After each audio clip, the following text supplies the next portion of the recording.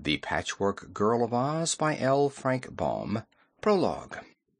Through the kindness of Dorothy Gale of Kansas, afterward Princess Dorothy of Oz, an humble writer in the United States of America was once appointed Royal Historian of Oz, with the privilege of writing the chronicle of that wonderful fairyland.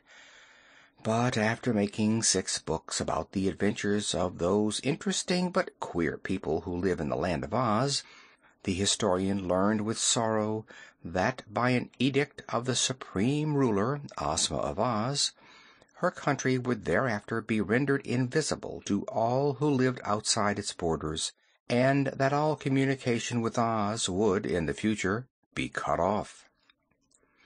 The children who had learned to look for the books about Oz, and who loved the stories about the gay and happy people inhabiting that favored country, were as sorry as their historian that there would be no more books of Oz stories. They wrote many letters, asking if the historian did not know of some adventures to write about that had happened before the Land of Oz was shut out from all the rest of the world, but he did not know of any. Finally, one of the children inquired why we couldn't hear from Princess Dorothy by wireless telegraph, which would enable her to communicate to the historian whatever happened in the far-off Land of Oz without his seeing her, or even knowing just where Oz is. This seemed a good idea, so the historian rigged up a high tower in his backyard and took lessons in wireless telegraphy until he understood it, and then began to call Princess Dorothy of Oz by sending messages into the air. Now, it wasn't likely that Dorothy would be looking for wireless messages, or would heed the call, but one thing the historian was sure of, and that was that the powerful sorceress, Glinda, would know what he was doing and that he desired to communicate with Dorothy.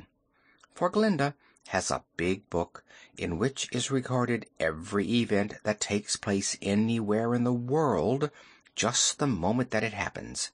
And so, of course, the book would tell her about the wireless message.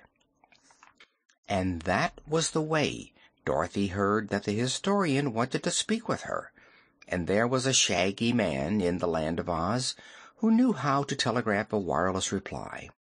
The result was that the historian begged so hard to be told the latest news of Oz, so that he could write it down for the children to read, that Dorothy asked permission of Ozma, and Ozma graciously consented.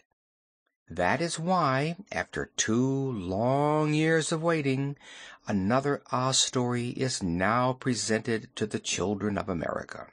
This would not have been possible had not some clever man invented the wireless, and an equally clever child suggested the idea of reaching the mysterious Land of Oz by its means. L. Frank Baum, Oscott, at Hollywood, in California. End of Prologue.